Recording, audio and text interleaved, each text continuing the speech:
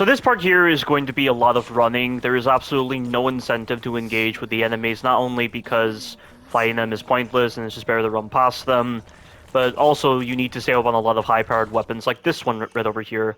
So this axe is a two-handed weapon, and it is very useful for the later encounters, especially for the boss fight against Hinako's parents. But I'm going to try to lure these two enemies away.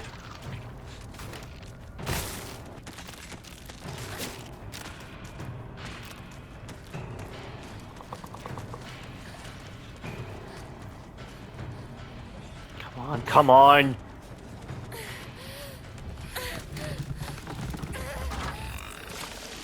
That was close. This part honestly reminds me of the chase sequence in Silent Hill Downpour, where you're running from the black hole, because the chase sequence does occur in this area.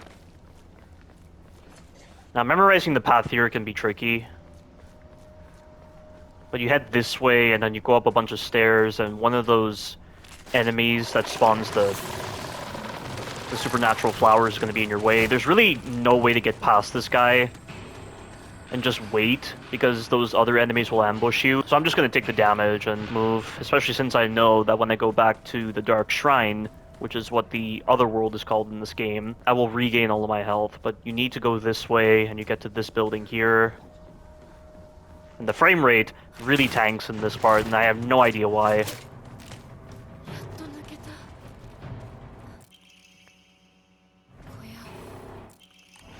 Toolkits are also needed for the later parts.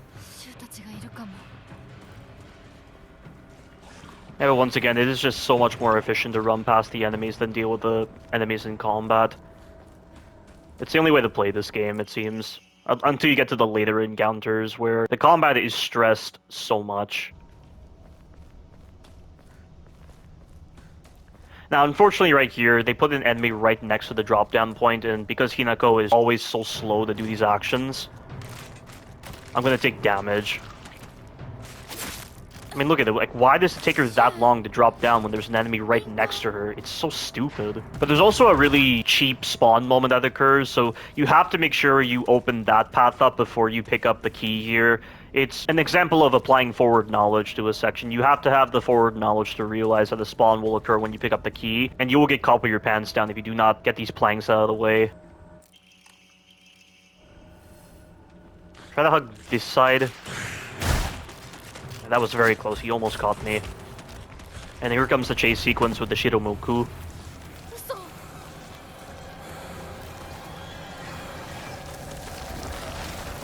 I quite like this chase sequence, even if it is pretty stupid that stamina is still a factor to consider, so you're having to stop moving for no reason just to get your stamina to regenerate, and I think I went the wrong way, but I don't think it matters where you go. But look at this, like I'm having to slow down to regain stamina. The gameplay mechanics are just interfering with this entire sequence. It's really dumb.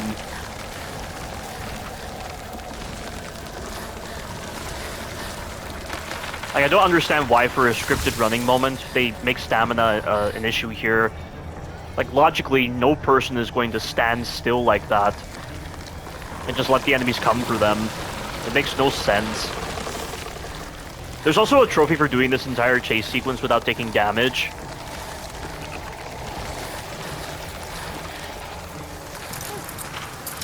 I think you get the trophy here, but there is a bit more to this chase sequence coming up. So I don't think it's here, I think it's later on.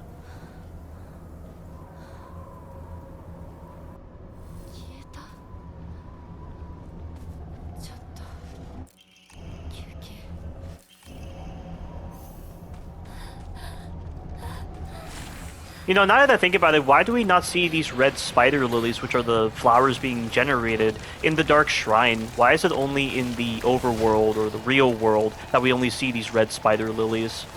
Almost there. Go right. Very easy to not know where you're going.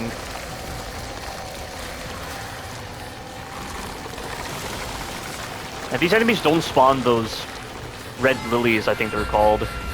I don't know why.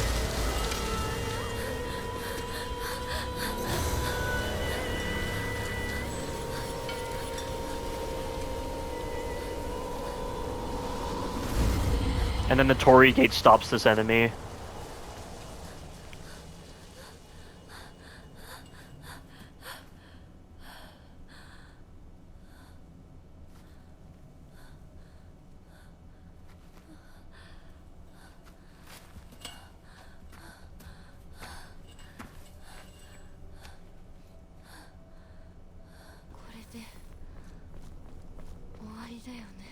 And this is an optional area right here, just to get some lore.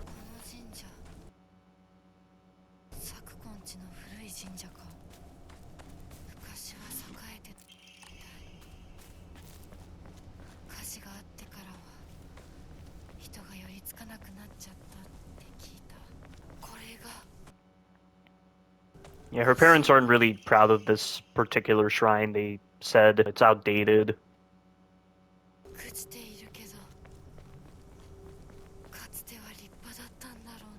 You know, I gotta say, guys, with what I've seen in the later encounters, and also with some of the story moments, I do find the subject matter to be pretty interesting, because of course it's relating to submission and also independence, and they really paint a dark picture of that struggle with what they show with what Hinako goes through. There are definitely some later parts that had me hooked. And I can't believe Shu is this isolated from Ebisugaoka.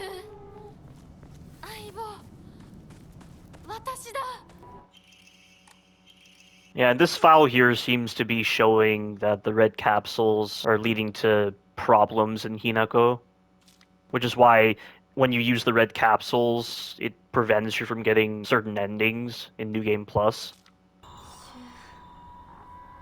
And look at the number of red capsules here. Rather interesting that in that file, he only talks about the poor relationship Hinako has with her father, but not with her mother.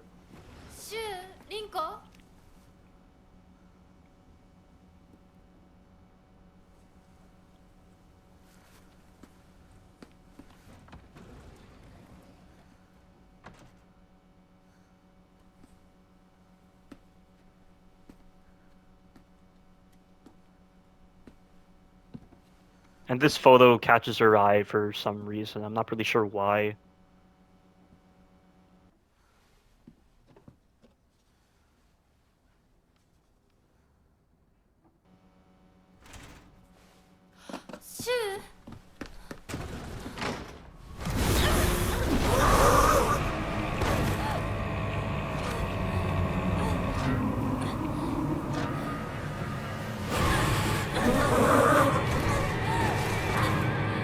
This Shinramuku's arm reminds me of Vicar Amelia's arm in Bloodborne.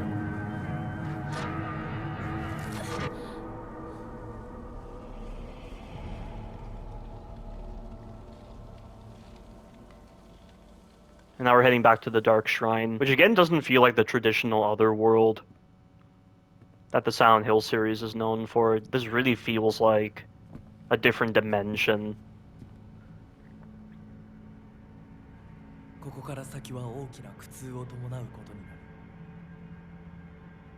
It seems a bit odd how this fox Hinako wasn't unconscious when this cutscene started.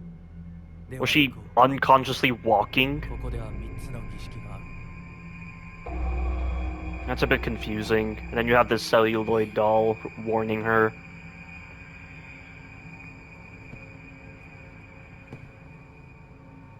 I still don't know if we're supposed to treat what happens in the real world and the Dark Shrine as just two separate events playing out. Like two worlds with events playing out. It's a bit puzzling, the way this works.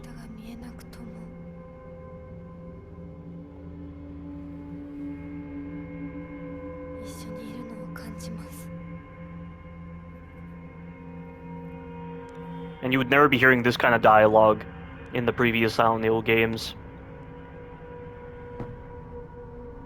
I can definitely appreciate the writing and the acting in this Silent Hill game more than in the previous games.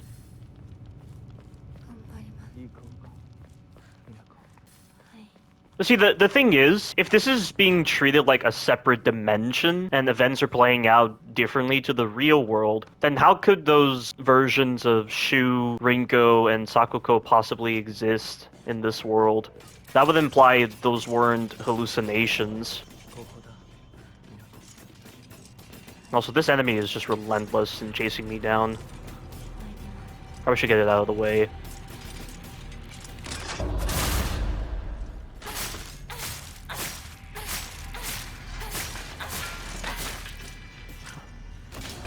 I would go down a bit faster than that, even if I was using the knife. Shit! Oh, shit! I got caught with my pants down. And I can't get through because the enemies are chasing me.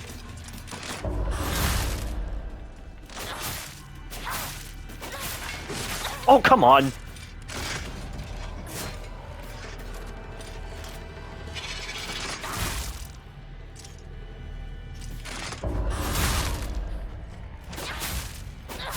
I feel like my walkthrough of Lost in the Fog difficulty should be a no healing walkthrough rather than a no damage walkthrough. Because I don't know if this game is really enjoyable to play with no damage.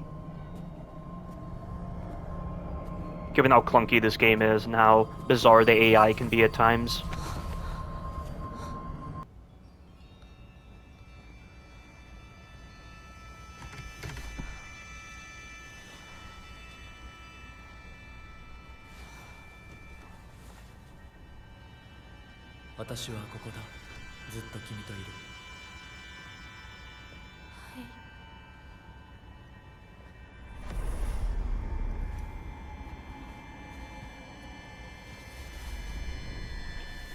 I'm surprised these female servants don't have similar arms.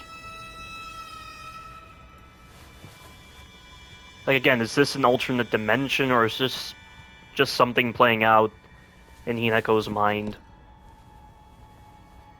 I know the first ending you get is related to some psychotic episode that Hinako has when she overdosed on the red capsules and she seemingly murdered 10 civilians in some wedding ceremony.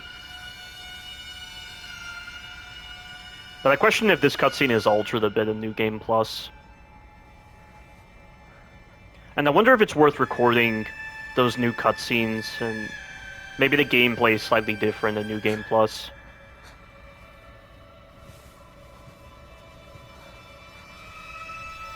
It's just I don't know if I'm as motivated to explore the story of this particular Silent Hill game compared to, say, Resident Evil, for instance.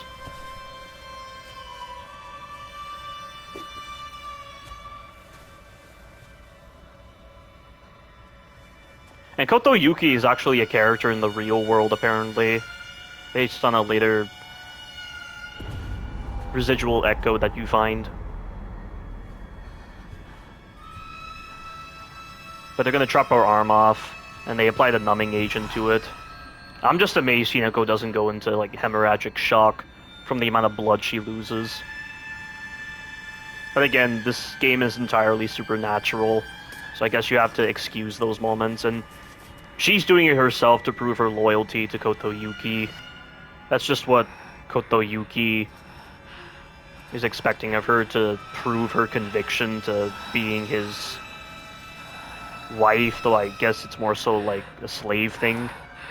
Because that's really what it feels like with this time period that they're portraying.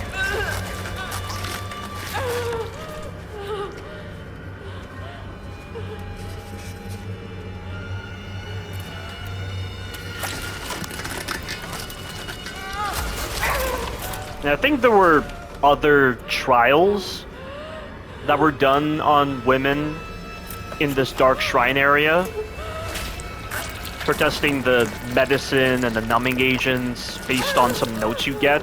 There's even mention of a doctor.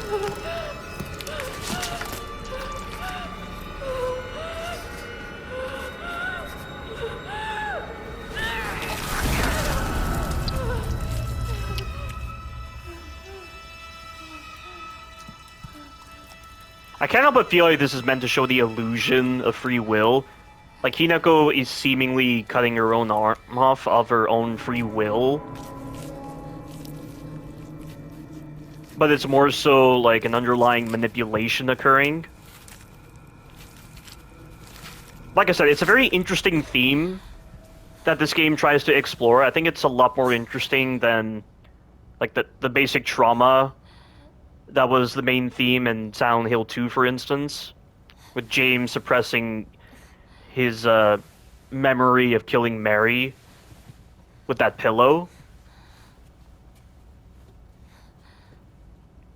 And then with the other Silent Hill games, it was mainly focusing on like the cult. Like in Silent Hill 3, Heather would be giving birth to some god that the cult worships. Not really exploring some kind of underlying theme, but this game is seemingly taking influences from Silent Hill 2 with exploring an underlying theme. Like some internal struggle.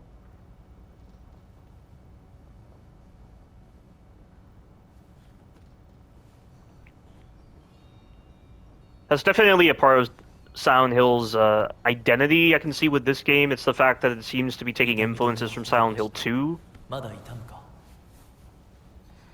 いえ、少し引きつる感じがするだけです。行きましょう。次へ。君さえ良ければ。はい、大丈夫です。 And I should mention, like, I haven't seen any videos on the story and the themes to a much greater degree in, like, other YouTube videos. This is just based on my interpretation of the first playthrough, the files, the cutscenes. Like, I'm genuinely intrigued by certain aspects of this game's story and its themes. ひなこ。よく。 I just don't know if the gameplay really informs the story well, but at least the writing and the voice acting is the best it's ever been, because the voice acting and the writing in the previous Silent Hill games was terrible. And it's funny because I watched Kirsten STA's Metal Gear Solid 1 walkthrough, only like the first couple of minutes of it, and I was genuinely surprised by how good the voice acting was for a 1998 game. And it's because Kojima, I think that's who the director was, he hired the right voice director because he really wanted to deliver a cinematic experience with Metal Gear Solid 1, so they're clearly capable of delivering good voice acting in that generation, and yet for some bizarre reason, the Silent Hill games, they don't follow the same sort of direction with their voice acting like with Metal Gear Solid 1. It doesn't make sense. And I know, like, there's that stupid video of the director of Silent Hill 1 saying that the bad voice acting is intentional, but who's gonna think of it like that? That is such an apologist statement right there. Like, if the Resident Evil developers delivered that kind of message regarding the poor voice acting in their older Resident Evil titles, there would have been a lot of ridicule towards the developers. Like, Resident Evil players will call out the poor voice acting in the older Resident Evil titles, yet I bet these same players wouldn't call out the bad voice acting in every Silent Hill game except for this one. It's just a double standard with these people.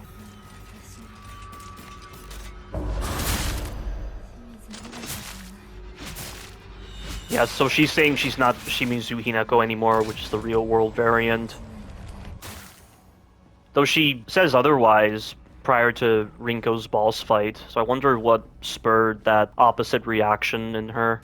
Like, she says she is Shimizu Hinako before Rinko's boss fight, but then she's still going through with a wedding, a forced arranged marriage to Koto Yuki. It's a bit confusing. I don't know if it's actual real human behavior. I mean, it's definitely an interesting plot point. I don't think it's the result of bad writing. I think it's intentionally like an oxymoron in that sense. I'll have to explore it further when I get the chance. So instead of blue flames, you now just suck their soul into the arm. But just watch the ceiling. There are a lot of these mannequins hiding on the ceiling. And we'll come back to this area later on.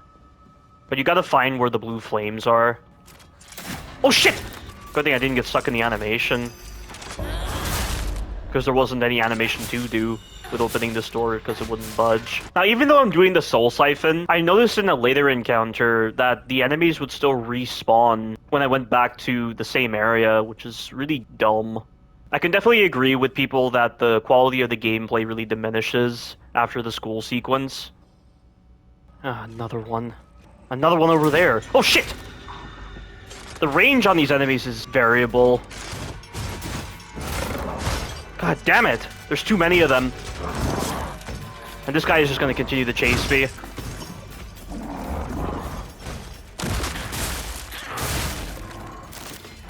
That helps.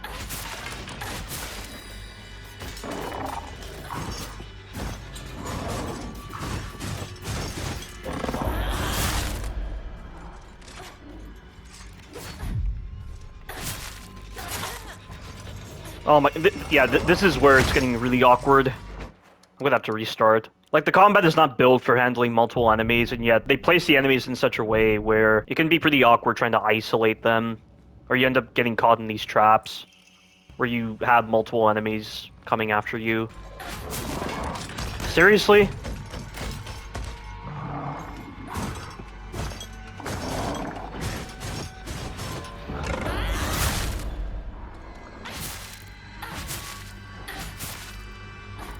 Don't be behind him. He has a very fast attack.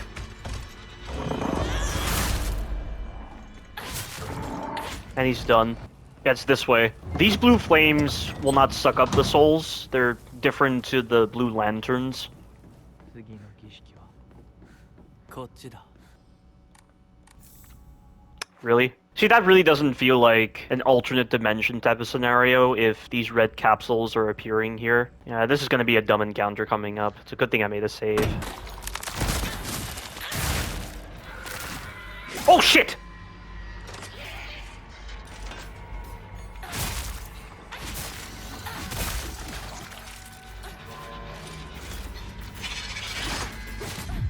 That was close. Oh god. Oh!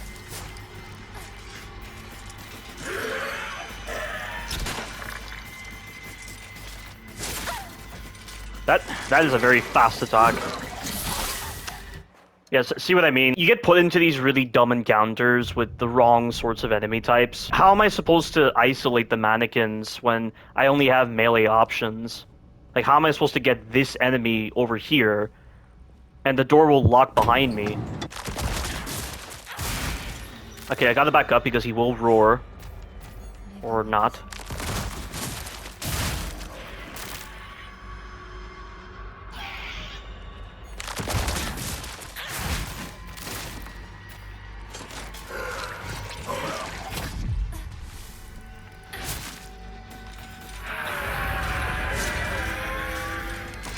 Oh god.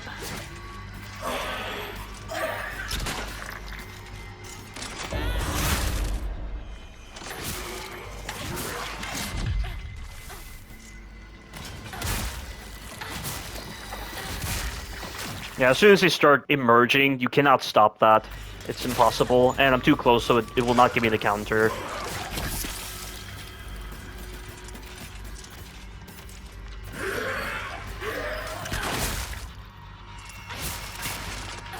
Yeah, like, this thing just doesn't stop spawning enemies.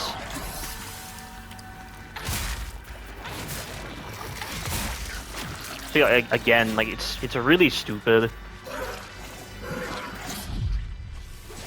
You have to dodge towards him in order to get the perfect dodge. And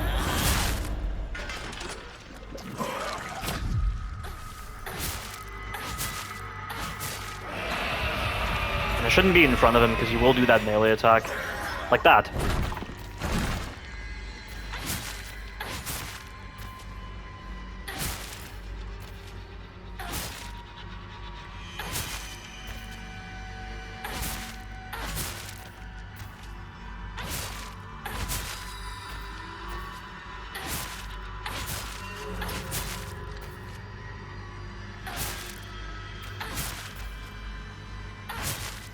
It's just really dumb. Okay, he's... No, he's... Yeah, he's dead. But the enemy revived itself.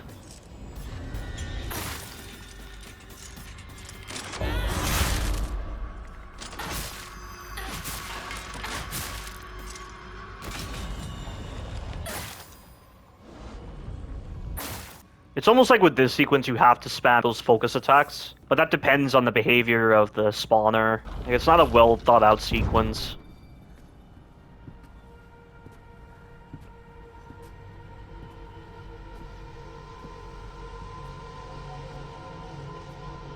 And I think with this one she gets the seal burned into her back.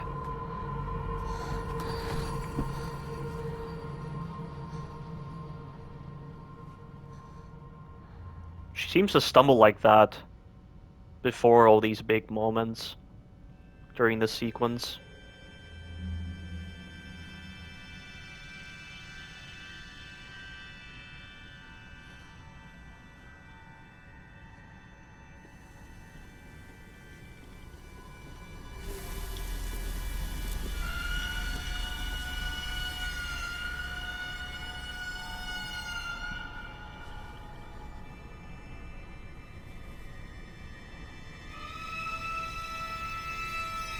I'm amazed she would deny that, even if she's expressing this eternal loyalty to Koto Yuki.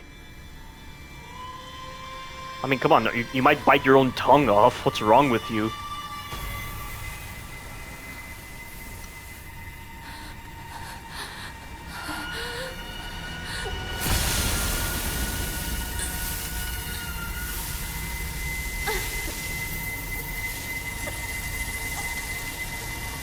What, does she feel she's not gonna endure so much pain now? After going through that traumatic experience with getting your arm chopped off?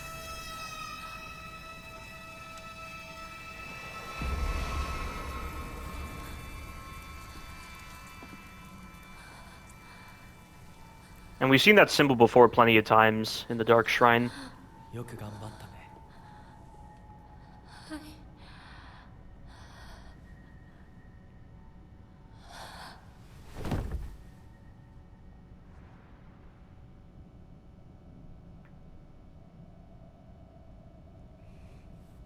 儀式は終わったよ。君は本当に頑張った。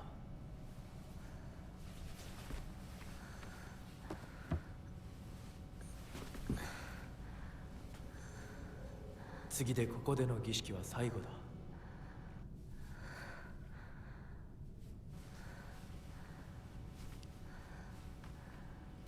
You say it's the last, but we still have to do more rituals after this.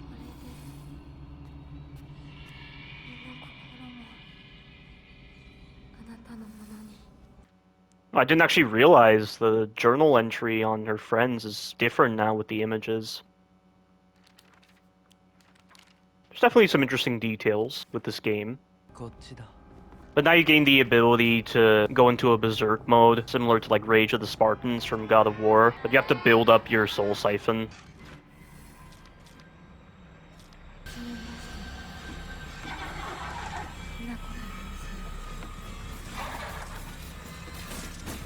Shit, they're behind me. I can actually go back here? I did not know that. That actually makes things a little bit more bearable.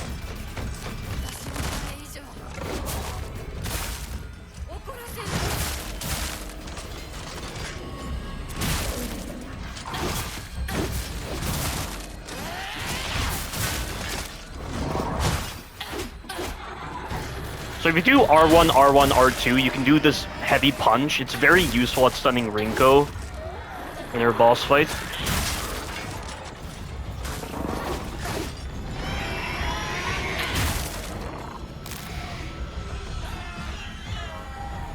Gotta back up.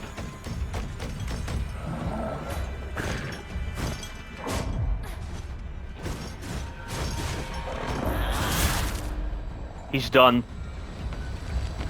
Yeah, that actually helps out that I can actually go back into this room.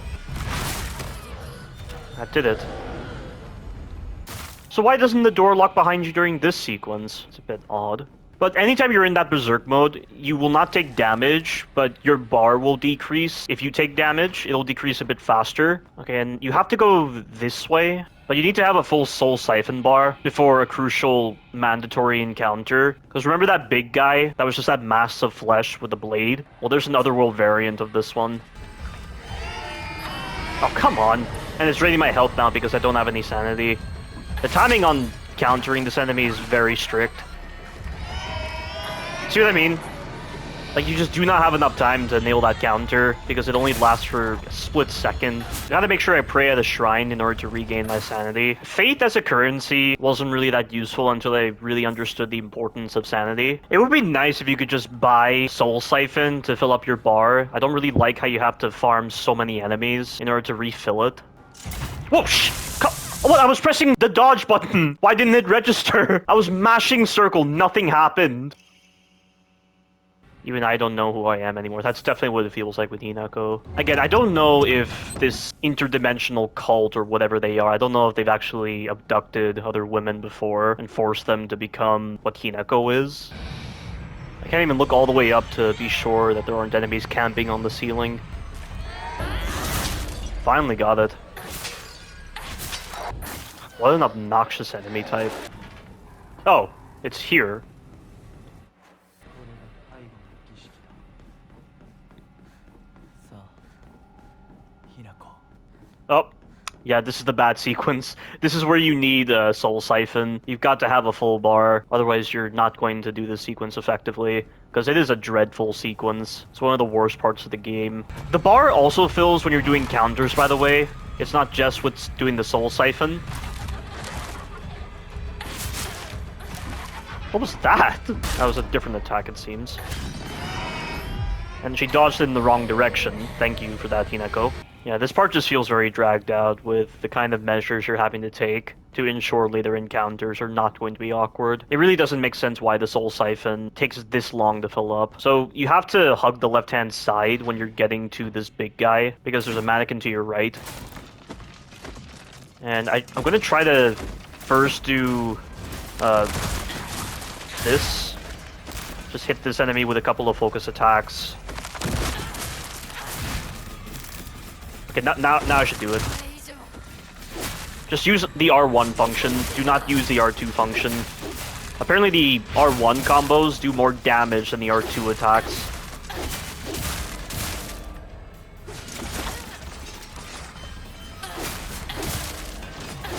He's still alive. Oh no, he's dead.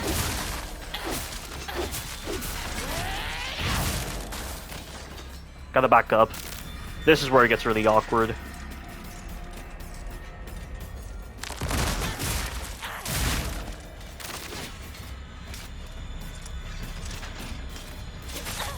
Okay, that wasn't counterable, apparently. That was just as slow as the other attacks.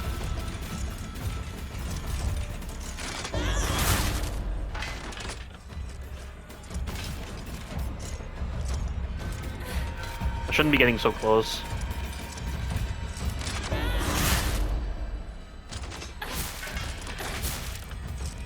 Yeah, what a dumb sequence.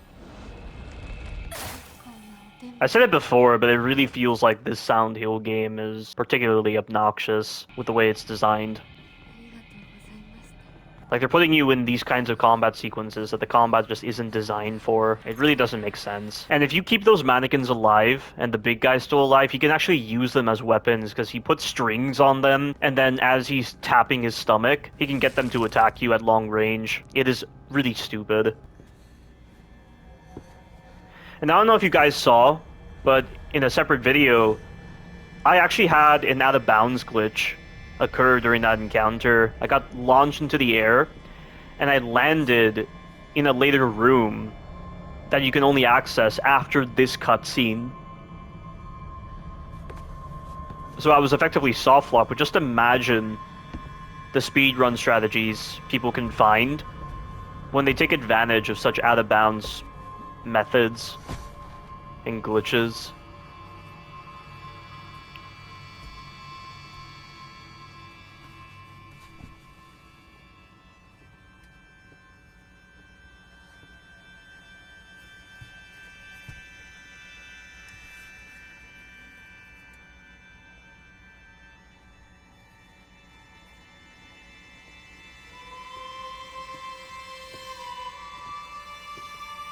And now she's gonna get the mask on her.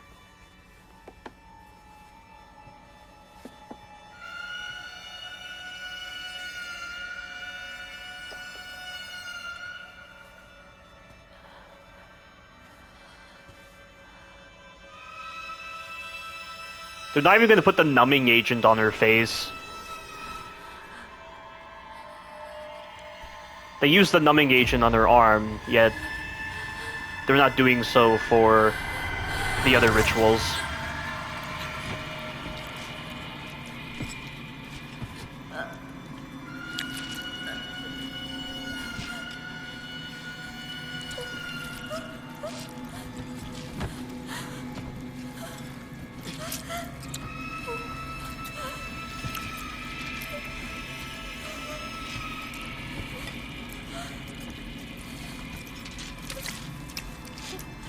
Like many things in life, pain is only fleeting. It only lasts for a short amount of time. So again, it's like Hinako's having to endure so much pain just to prove her convictions in marrying this guy. And I have no idea how this guy convinced her. to just cast off herself and be subservient to him.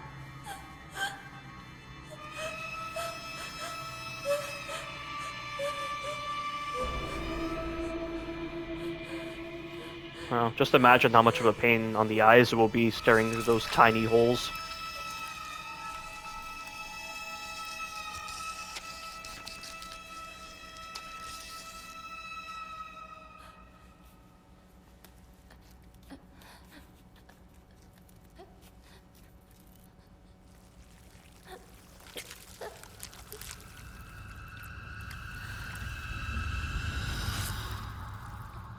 Not sure why it goes black and then it's gone.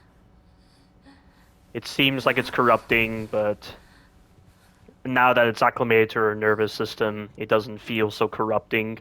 So I guess that's their visual representation of that.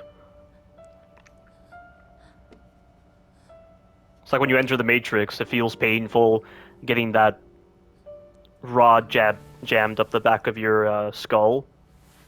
But then as soon as you enter the Matrix, it just stops instantly, so it's like that. よく痛みをこらえてくれた。凛々しかったぞ、ひなこ。いや、痛い。私の目を見なさい。ひなこ、私の目を見なさい。Did it only echo just then to indicate that he's cast a spell, just like what he did with that version of Sakuko? Personally, I find it very silly how they have to resort to such crude methods of attaching these things to her body, yet they're capable of magic, and you're telling me that in this supernatural, magical realm, they can't just do a magic trick and just put all those objects on her body? Oh man. It's yet again another example of the silliness that occurs with these supernatural magic-based games. もう痛いことや辛いことはないよ。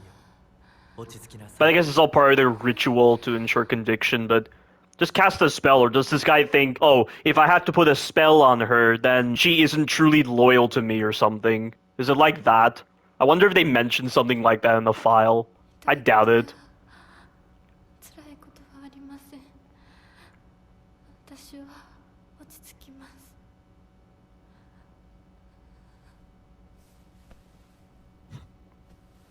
それでいい。さすがひなこだ。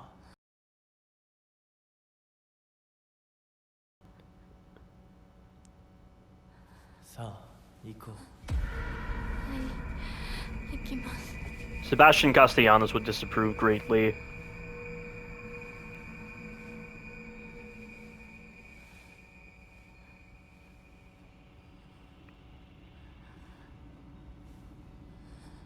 Oh, it's just stitched to her face.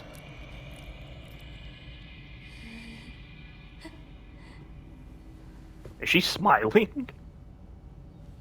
Okay. She's escaped into madness, as the Joker would say. 新しい私に。 頑張ったね。 All of this is just bringing to mind what Annabelle said in Resident Evil 4 Remake in that one file where she said, there's joy in the absence of free will, which is obviously not true, and I already explained why that's not true in my retrospective. さあ、皆が私たちを待っているよ。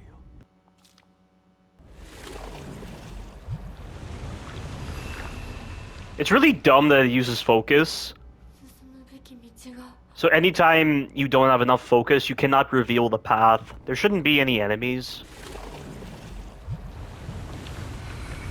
Okay, there we go. とても綺麗なひなこ。